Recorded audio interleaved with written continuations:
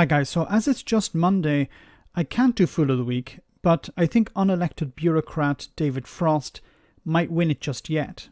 So the Brexit minister has threatened that the UK could soon take what he calls drastic action over the post-Brexit agreement on Northern Ireland as a result of concerns about violence and disruption.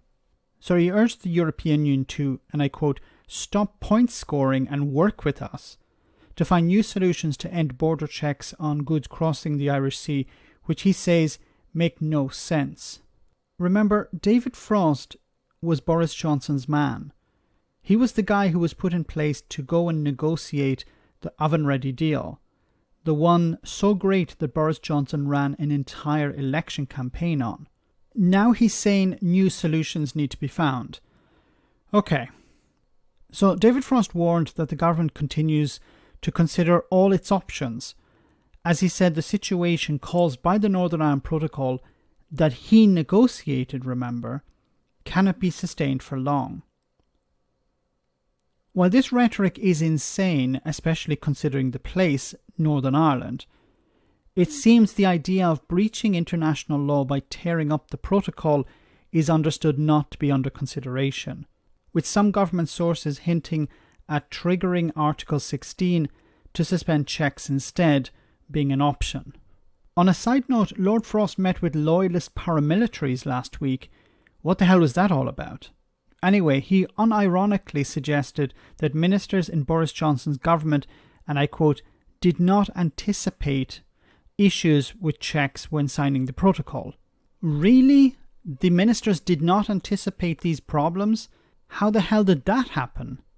Lord Frost also wrote an article for the Mail on Sunday where he totally understands the anxieties of unionists. What anxiety?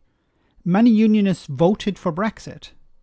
It's not the fault of the Irish government or the EU if they didn't understand Brexit and the requirements that would have been put in place to protect the Good Friday Agreement. It seems the unionists preferred to listen to honest brokers like Boris Johnson and Jacob Rees-Mogg. But Frost, in response to unionist anxieties, said, and I quote, protests have been occurring and political stability is at risk. Our overriding aim has always been to protect the Belfast Agreement. If the protocol is not protecting it, it's not working. He added, the EU need rapidly to find a new approach and new solutions. And then he went on to say, if the protocol operates so as to damage the political, social, or economic fabric of life in Northern Ireland, then that situation cannot be sustained for long. We are responsible for protecting the peace and prosperity of people in Northern Ireland, and we will continue to consider all our options for doing so. The Northern Ireland Protocol was designed to protect the peace process by avoiding a hard border on the island of Ireland, but it has angered unionists by effectively creating a barrier between Great Britain and Northern Ireland, by leaving that region tied to a range of EU customs and regulatory rules. It must be also remembered that Remainers raised these issues on numerous occasions in the past to shouts of Project Fear and stop trying to stop Brexit from both the DUP in Northern Ireland and Brexiteers.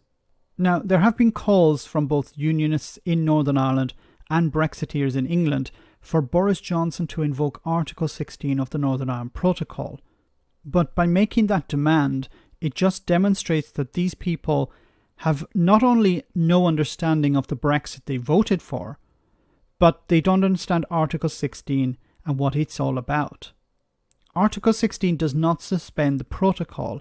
It does the opposite. It allows a single part of the protocol to be suspended in order to resolve a particular issue. It is time limited and it does not mean suspending the entire protocol. By suspending a single part, you allow the rest of the protocol to continue as normal. Now, unionists and Brexiteers are calling for Article 16 to be invoked, but what they really want is to suspend the entire protocol using Article 16. This again shows a complete lack of understanding of the protocol. Secondly, even if they could suspend the protocol, what would they replace it with?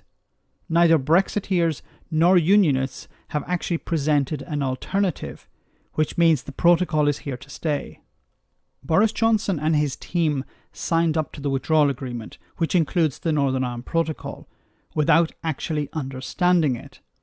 Because they didn't bother to read it and comprehend it, this is why we're seeing them blame the protocol for the problems Northern Ireland is facing today. The only rational way through this is for the UK government to come clean with the people of Northern Ireland and explain why the protocol is necessary. Then work with the EU to improve trade between Great Britain and Northern Ireland where possible. The protocol is the fire extinguisher, while Brexit is the fire. Brexiteers and unionists are blaming the extinguisher for their prized Trump autograph collection going up in smoke. Until they come up with a better way to fight the fire, we will continue to go around in circles. Let me know in the comment section, guys, what you think. As always, your comments are greatly appreciated. Thanks a lot. I want to say a big thank you to all of my patrons. You ensure that this channel continues to exist. I'm eternally grateful for all of your support. If you join Patreon, you will receive instant access to our Discord server, where we have both audio and video chats. You can chat with me and other patrons, where we discuss important and non-important issues. Becoming a patron per month costs about the same as a large coffee, so why not check it out?